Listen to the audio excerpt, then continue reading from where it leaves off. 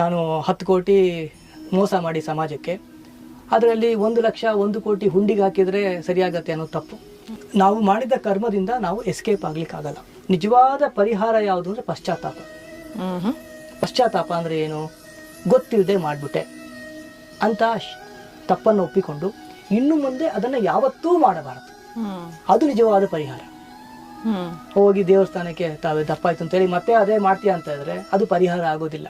ನಮಗೆ ಲೈಫಲ್ಲಿ ತುಂಬ ವಿಷಯ ಗೊತ್ತಿರ್ತದೆ, ನಾವು ಮಾಡೋದು ಸರಿ ಇಲ್ಲ, ನನ್ನ ಬೆಳವಣಿಗೆಗೆ ಅದು ಸರಿ ಇಲ್ಲ ಅಂತ ಪ್ರತಿಯೊಬ್ಬರಿಗೂ ಗೊತ್ತಿರ್ತದೆ. ಬಟ್ ಕಂಪಲ್ಸಿವ್ನೆಸ್ ಮಾಡದೇ ಇರಲಿಕ್ಕೆ ನಮ್ಮ ಕೈಯಲ್ಲೇ ಆಗೋದಿಲ್ಲ, ಅಡಿಕ್ಟ್ ಆಗಿರ್ತೀವಿ.